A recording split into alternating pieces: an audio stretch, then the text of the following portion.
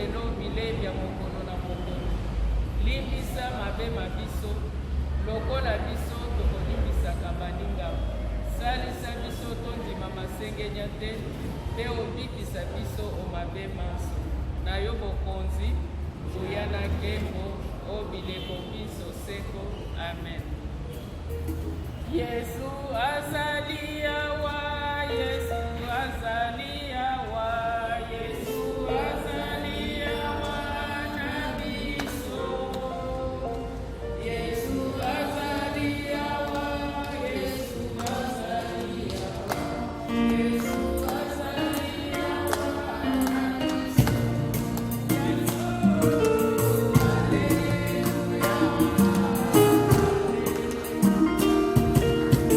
Alleluia.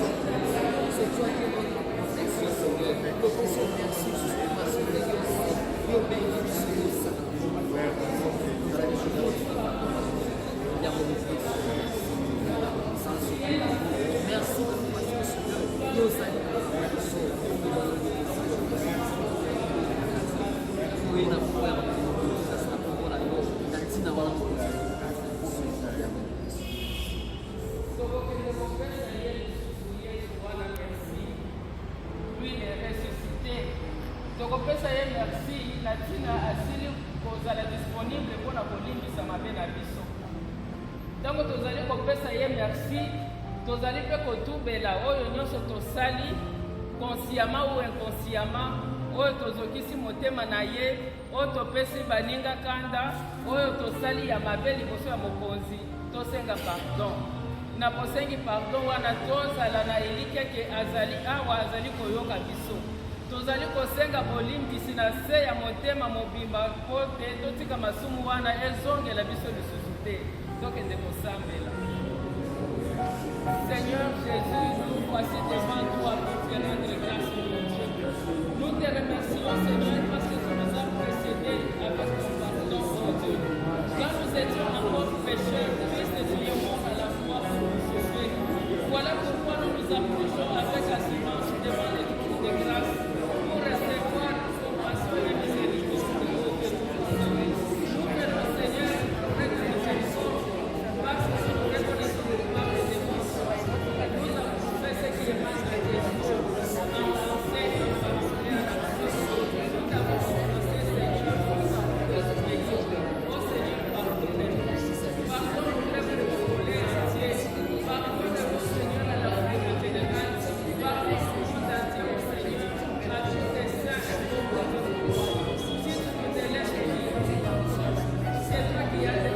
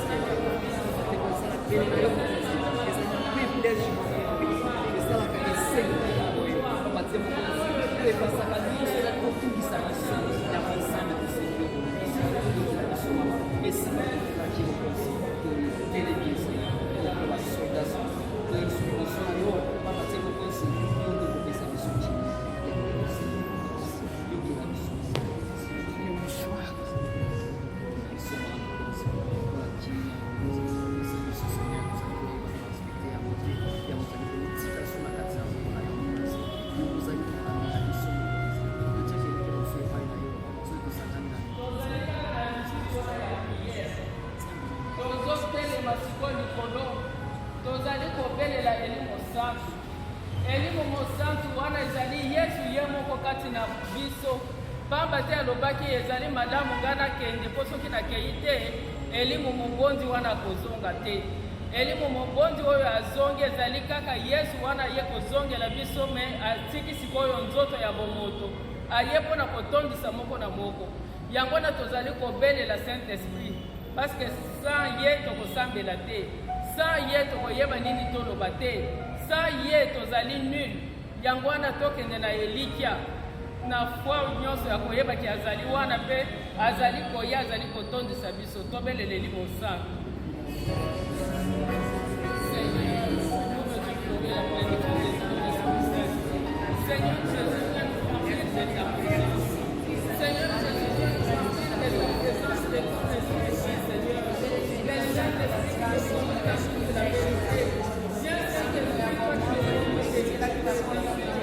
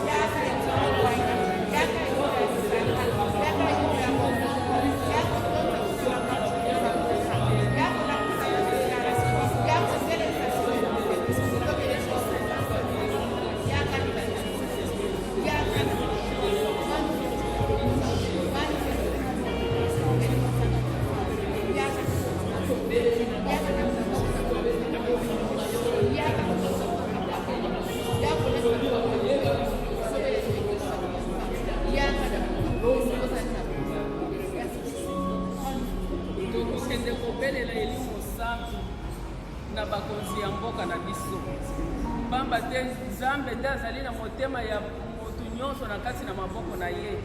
C'est lui qui détient le cœur des hommes dans ses mains et il les incline où il veut. Voilà pourquoi nous allons implorer la plénitude du Saint-Esprit dans la vie de nos dirigeants, de tous ceux qui détiennent les parcelles de pouvoir dans ces pays. Que le Saint-Esprit les guide, que le Saint-Esprit les remplisse pour les guider sur le bon chemin qui est Jésus-Christ. Allons encore implorer la plénitude du Saint-Esprit.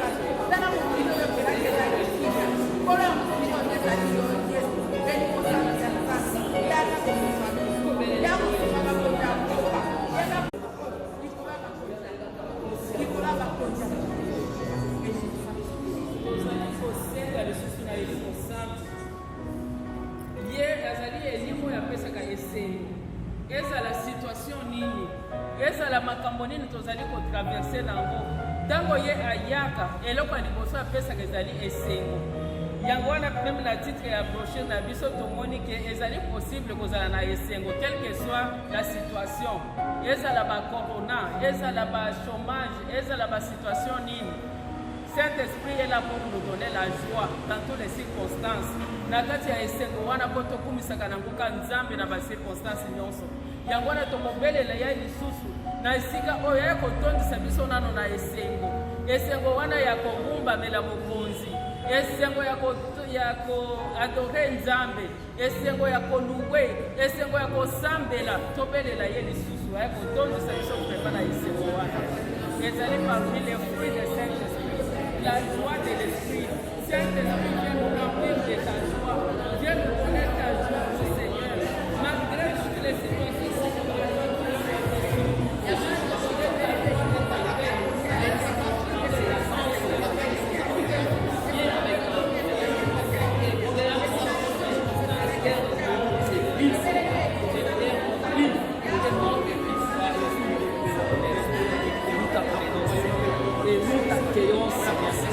Dans ce corps, que la Bible nous dit que le corps est le temple de l'Esprit Saint. C'est pourquoi, Seigneur, nous voulons t'accueillir ce soir, Seigneur, pour que tu puisses nous habiter, Seigneur, viens habiter au temple, Seigneur. Nous t'accueillons, Seigneur, pour que nous produisons les œuvres, Seigneur, pas de la chair, mais les œuvres de l'Esprit. C'est toi qui nous connais, Seigneur. C'est pourquoi nous t'accueillons, Seigneur, il y a qu'à nous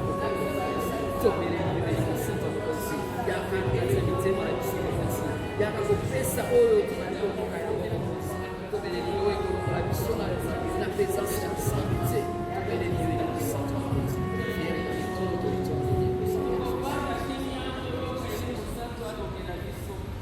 pamba te ye apesi biso monoko ya kotoba azali mpe na monoko ya kolobela biso. Ye oyo ayokameli biso azali mpe na matoi, apesi biso mpe matoi toyoka ye. Yango wana sikoyo tokovanda kimia toyoka ye. Toyoka ye alobela biso. Tozala kimia me na kati na attitude ya présence na ye, na kati ya attitude ya losambo.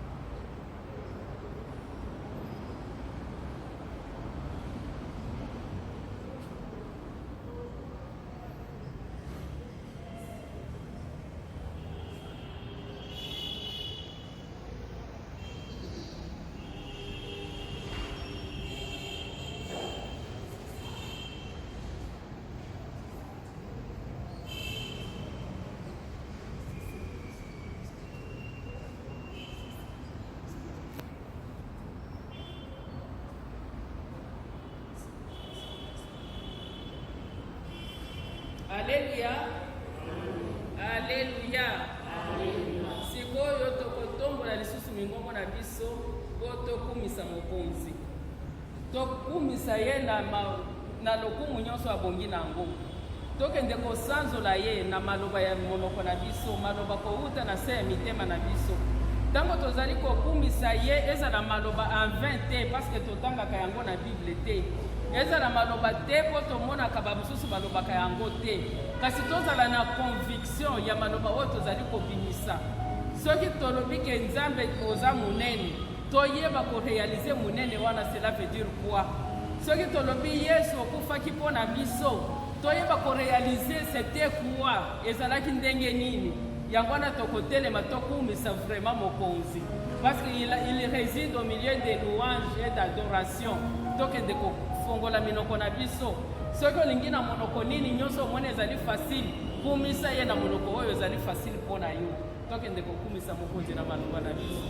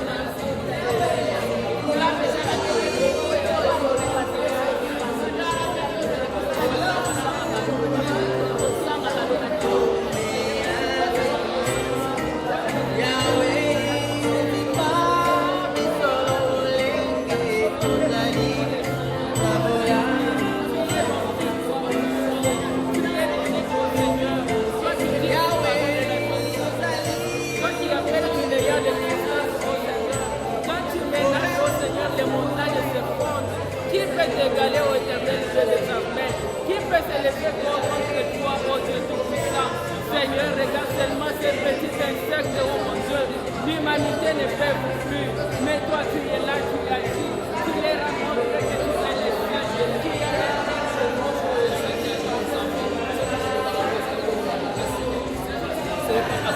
Ce n'est pas par hasard, mais c'est parce que tu es Dieu, parce que tu connais chacun de nous, Seigneur. Nous avons un projet, Seigneur. Tu as un projet d'avenir pour nous, Seigneur. C'est pourquoi, Seigneur, nous t'élèvons, te glorifions.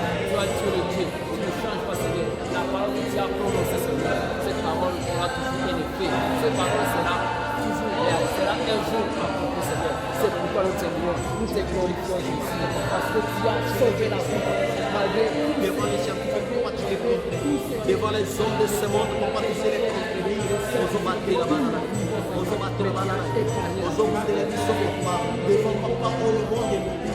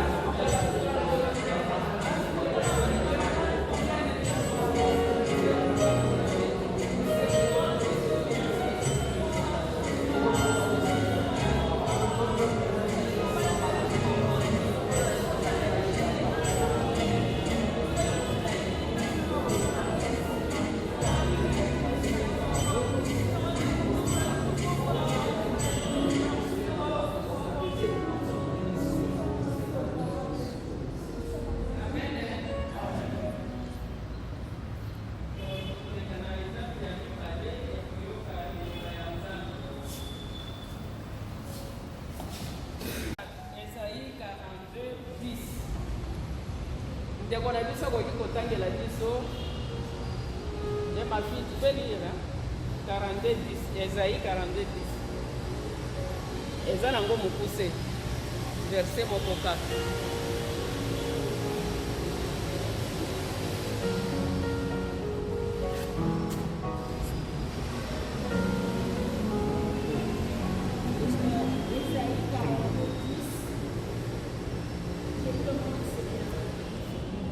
Chantez à l'Éternel un cantique nouveau, chantez ses louanges aux extrémités de la terre, vous qui voguez sur la mer et vous qui la peuplez, îles et habitants des îles. Parole du Seigneur. Toyoki ndenge liloba elobi alobi toyembela nzambe loyembo ya sika koyembela ye wana ezali koluwe ye koluwe ezali kosanzola bon ezali kosanzola ezali kogumisa ye mpe kogumbamela ye bokonimbisa ngai nayebaka différence mingi te wana ezali kosanzola konetola mpe kogumbamela ye tozokende koyembela ye loyembo ya sika wana mpona nini ye nano azali nani nzambe wana. La Bible nous dit que Dieu il est le créateur de l'univers. mokeli wa likolo na se mokeli wa maso tozali komona akeli maso totala nano kaka moi wana ndenge ezali mutu te akoki kokota na kati ya moi wana ti lelo bazobunda te mutu nano akoti te me sikoyo ye mokeli moi wana azali ndenge nini azali lolenge nini ye mutu akeli moi wana nde ye mutu kaka akeli mpe furmi ayebi mpe ntina ya furmi wana azali kolesa yango soki ebeli aswanye yango. Mais au-dessus de tout cela, à son image, il nous a créé pour lui.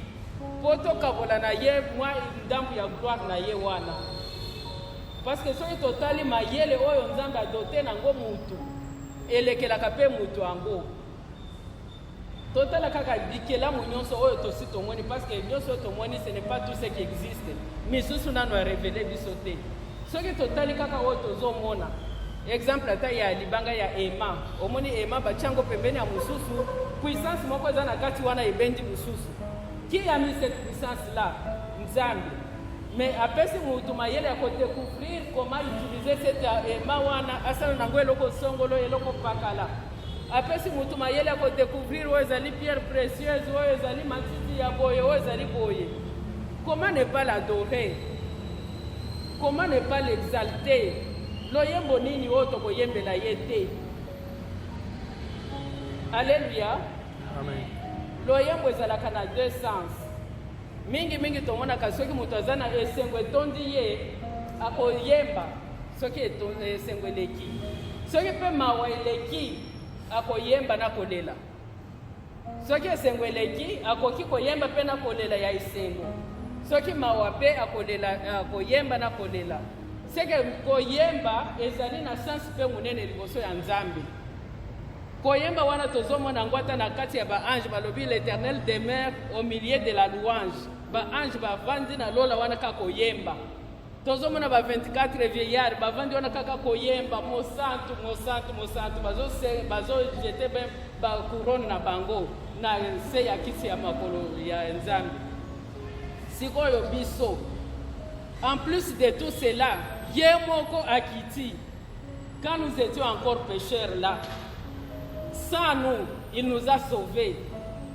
tobebisi makambo tobebisi tomérité lifelo alobi te natika bango te je les ai créés à mon image babunga boye te alati nzoto oyo aye mpe na kati ya nzoto abotami aye ayoki pasi oyo biso na bino toyokaka babomi ye liwa wana boyebi ya soni bakruwe ye na krwa mpo na ntina kosove yo na ngai siko maloba nini yango oyo kozanga kobima mpo na kokumisa ye yango wana basengi biso toyembela ye nzembo ya sika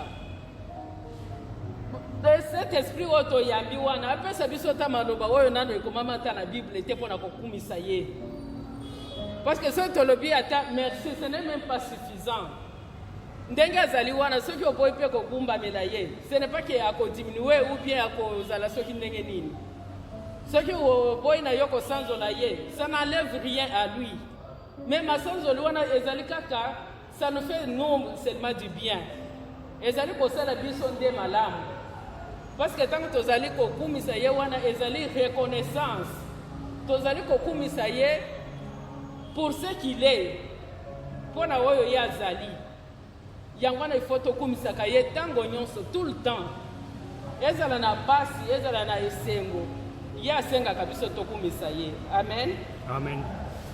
nzambe azali bolingo nzambe azali sagesse nzambe azali juste azali tout puissant azali fidèle azali créateur aza na baattribut ebele oyo ifo na situation nyonso aza na attribut propre oyo ifo tokumisa ye nango yango wana pour louer Dieu on peut faire même 48 heures sur 48 heures on ne fait que louer qui adorer parce que situation moko te elekeli ye nyonso oyo mpe ezali koflate ye te mais c'est lui dire ce qu'il est en vrai tokumisaka nzambe te kaka mpo natangi na psomo balobi jésus enani david alobaki l'éternel est mon berger nga mpe nalobi ke éternel est mon berger te si je dis que l'éternel est mon berger Je dois être convaincu que ya solo Nzambe wana il est mon berger. Il est mon berger comment? Toyebi rôle ya berger na bikwele na ye. Soki ngape na miche ya solo Jésus-Christ est mon berger, il faut nazala na conviction wana quand je dis que Jésus est mon berger. Na lola pendi make ya solo il est mon berger, ma belle pendi make ya solo il est mon berger parce que je suis convaincu. Ezaka neti na telemi na zomo na frère Bobo. Soki mwana nanga kuna tuninga est-ce que tu as vu frère Bobo? Je suis convaincu qu'il est là, je l'ai vu. Namoni ye azali wana. Donc ezala bongo. Batuninga ke omoni mama kuna na lobi oui ya solo namoni ye wana vandi. Mais ezala te ke po balobaki ke mama azalaki wana nde na ndimité. Mais je lui ai vu, il est là, je suis convaincu. Yango wana tango tozali ko louer Nzambe, tozali ko honorer ye. Na maloba oui, mais to honoraka ye pe na kozala na biso. Ko louer Nzambe na maloba oui, c'est bon. Ko yemba wana pe c'est oui, c'est bon. Kasi mingi to luwaka ye, to adoraka ye na ezaleli na biso. Je suis comment? Parce que toute ma vie doit être prière. Bon, nanga mobimba il faut ezala losambo. Na place nazali ko vanda. Na place bayebi ngai te, je dois être une prière. Na place bayebi ngai, je dois être une prière. Ma vie doit être une adoration. Dans le comportement na ngai, na maloba na ngai, na bisika nga na nyataka, na place nga na vandaka, il faut bon nanga mobimba ezala adoration et prière. Tokoluwe Nzambe pena biloko na biso. Nous n'avons rien que nous n'ayons reçu de lui. Ezala tanke na sali mosala na makasi na gagné mbongo. Nani apesi makasi wana? Qui m'a permis de travailler? Nani a permettre tout ça? C'est lui. Donc je n'ai rien que je n'ai reçu de lui. Yangwana na nyonso tozali kozwa pe toyeba koluwe ye nango. Koluwe ye nango elingi koloba nini? Ekoki kozala ndenge to bazali kobelela awa na makambo tozana ngo ya baka sociaux ou bien na période ya ba confinement. To yebeke mutu na mutu azako kipeli bota na ye parce que les temps sont durs. Et les orphelins bango bazana mutu ya kokanisela bango te. Siko Dieu nous a aussi tout donné. Les orphelins là n'ont pas choisi que babote na bango bakufa batika la bongo. Est-ce que to luwaka Nzambe atana kotala bango? Baka ezali ebele. Nakozala na voisin ngai epa na ngai nale, mais chez les voisins là-bas, nazomona vraiment que ça ne va pas là-bas. Nakoki atana zana lipa moko, nakoka tata mwandamu na kabeli mwana moko. C'est ça louer Dieu. Tokoki ko louer Dieu na makambo na ba bizaleli na biso surtout. Na maloba na biso, na ba comportement na biso. Soki totali pe na la situation politique ya mboka na biso. Mingi tozali ko dérouter. Tozali ko dérouter tokoti na ba futilité ya oya lobaki oya salaki oya kuna sali mabe oya sali malamu oya kuna sali mabe oya sali malamu. Est-ce que nous prions réellement pour ces gens-là? Parce que bango nyonso pe bazabi kelamu ya Nzambe. Parmi tout le monde, ces gens-là, Jésus est mort pour un chacun. Jésus a versé son sang pour un chacun. Est-ce que nous prions aussi pour leur conversion? Yango na koluwe Nzambe. Tokoluwe Nzambe kaka na maloba te. Même mutu asali mabe abomi tomoni ke ilatiwe. Mais lokola oyo abomi wana zana no envie. Dieu a besoin de lui sauver. Nous devons prier pour lui. C'est ça l'adoration aussi à Dieu. Amen. Quand nous louons Dieu, ce n'est pas que nous le flattons. Tokoki ko flatter yete parce que lui nous connaît bien. Ceux qui peuvent louer, ozo louer pour la flatterie, pour la kolakisa bato, il sait que oyo aza flatteur. Mais ceux qui peuvent le louer en vérité, il sait. Il est digne de recevoir la gloire parce que même les anges les chantent comme ça. Il est digne de recevoir nos louanges dans toutes leurs formes. Nous devons louer Dieu dans la forme nyonso. Ezala kaka na koloba te. Na koloba c'est bien, j'aime bien louer avec des paroles, mais c'est bien plus avec les actions. Amen. Amen.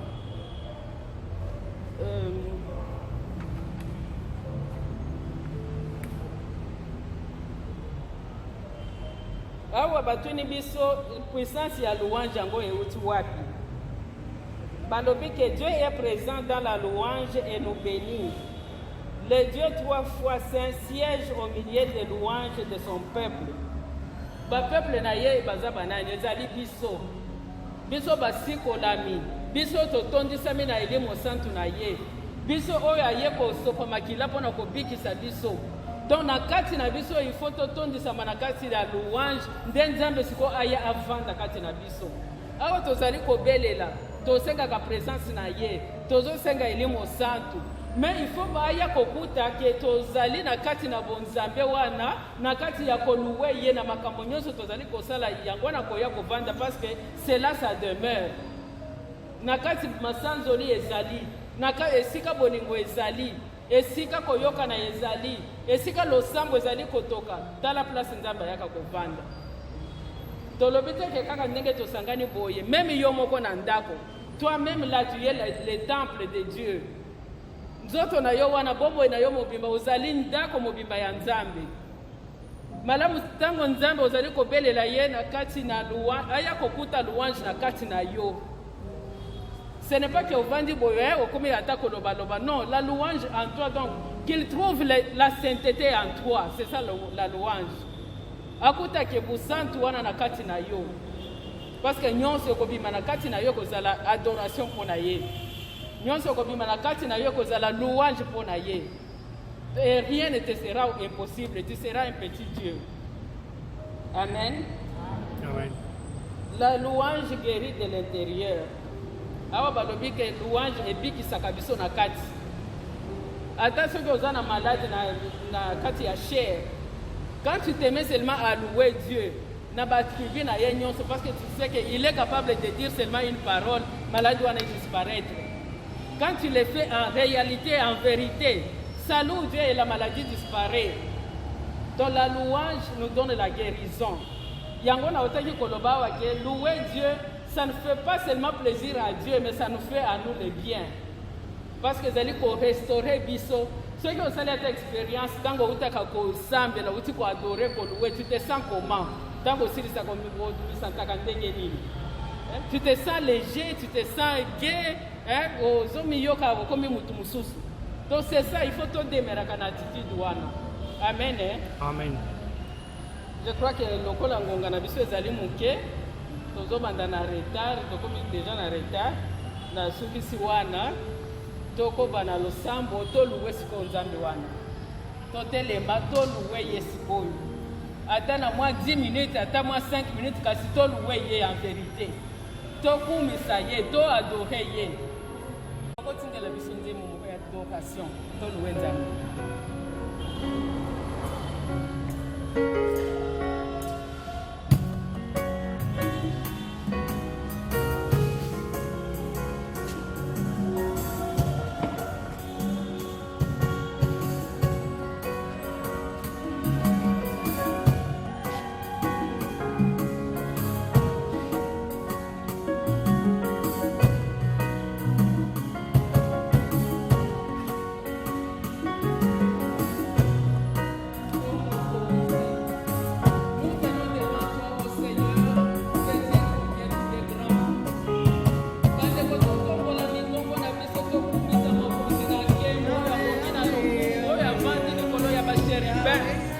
Élevons nos voix pour adorer notre Dieu qui mérite tout honneur et toute gloire.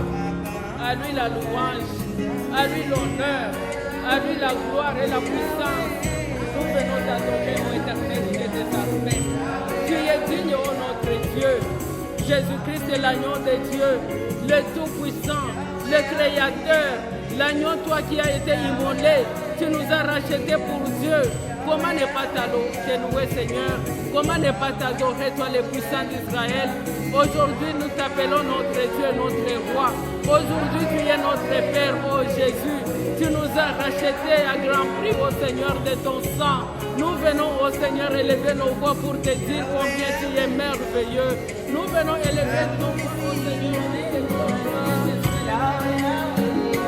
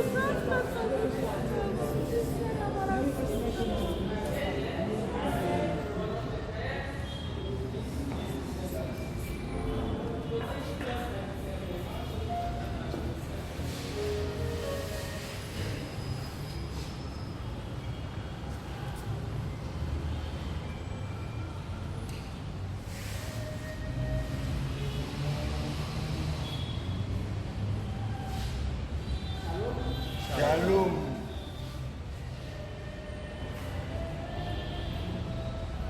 Bon, nde tobandaki pèlerinage na biso depuis le lundi. Lelo toza 5e jour. Chanter au Seigneur, chanter pour le Seigneur.